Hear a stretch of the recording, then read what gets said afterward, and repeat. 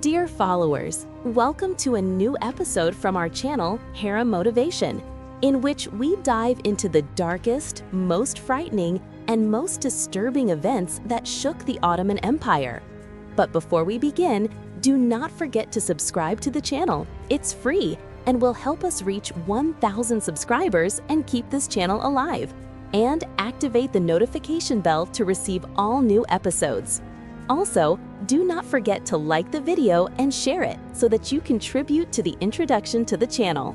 The worst and the worst that the Ottoman Sultanate has done. This is what we will talk about today. In this report, we will talk about the Ottoman sultanesses who have blood on their hands.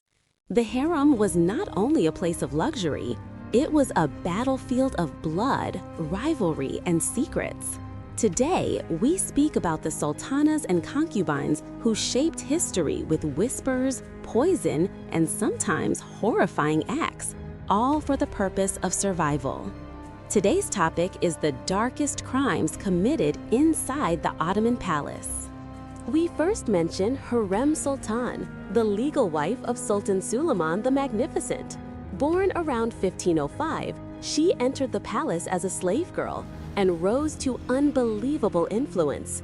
And in 1553, she was blamed for one of the most tragic events in Ottoman history. Prince Mustafa, the beloved, handsome, and courageous young son of Suleiman, was strangled by palace guards. For centuries, Hurrem was accused by historians of pushing the Sultan to kill his own son. She was said to have written forged letters, spreading rumors and poison alike. She was known for her toughness, and she was very bloodthirsty and rebellious. Hurrem was also possibly blamed for the fall and execution of the powerful Grand Vizier Ibrahim Pasha in 1536. Whether these accusations were true or exaggerated, the legend remains. Hurrem was a ruthless figure. As for the second place, Safiye Sultan, the wife of Murad III and mother of Mehmed III. Born around 1550, she went on to become one of the most feared women in Ottoman history. In 1603, she was accused of convincing and encouraging her son, Sultan Mehmed III, to execute his own son, Prince Muhammad. It is not certain, but there are many legends that indicate that Safiya allegedly intercepted a letter, twisted its meaning, and convinced the Sultan that Muhammad was plotting against him. The prince was then strangled in his chamber during sleep, and his followers thrown into the sea short after. So the second sultan who has joined our list is Safiye Sultan. She was said to have controlled the empire from the shadows, selling government positions, managing a vast spy network, and even provoking a Janissary revolt because of her corruption. We third mention Sultana Del Ruba. She is the daughter of Sultan Muhammad III, Sultan Alima, and the sister of Sultan Mustafa I, and also Sultan Ahmed I. She was born in 1594, and she had an influence in the palace, especially during the period of her brother's rule. She was known for her toughness, and she was very bloodthirsty and rebellious. She was also under the control of her mother, Sultan Alima, who was known for practicing witchcraft. She married Kara Dawud Pasha, and she tried with him to kill all the children of Sultan Ahmed I. Therefore, she tried to kill all her own brothers so that her crazy brother could keep his position. But fortunately, her plan and her husband. As for the fourth rank, there is a Sultana Kosem, or as she is called in Turkish, Kosem Sultan. Born in 1590 from Greek origins, she is to this day considered one of the most powerful women in Ottoman history. But with great power came dark consequences. She became regent first for her son Murad IV, and later for her grandson Mehmed IV, and become addicted to her massive power and authority.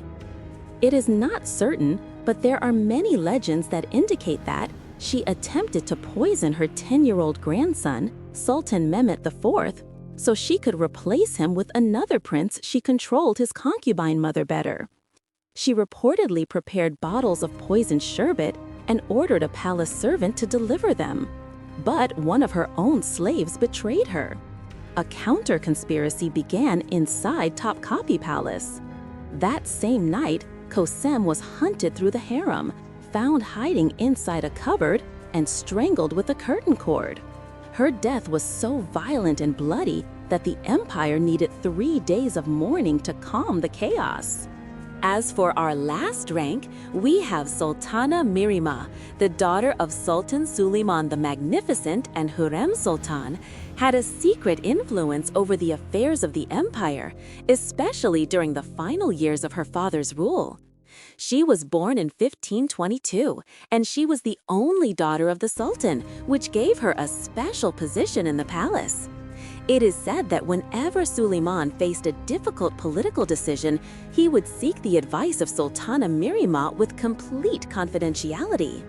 It is also said that she convinced her father to launch the last campaign of his life in 1566, known as the Sighet Var campaign, not for political reasons, but because she had been insulted by a Hungarian nobleman who refused a marriage proposal connected to her. According to these accounts, she pushed the Sultan toward war so that she could restore her pride and prove her power over the court.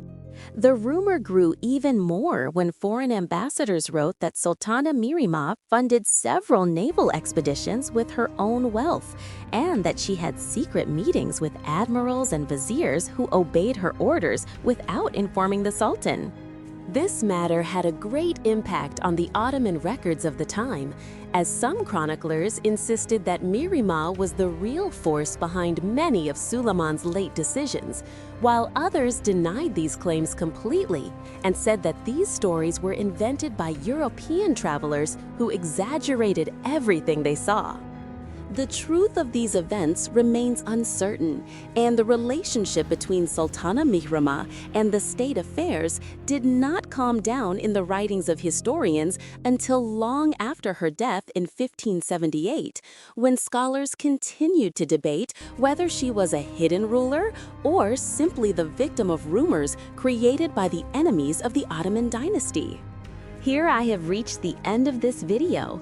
I hope you enjoyed it. See you in the next reports about Ottoman history. Thank you for watching. Farewell.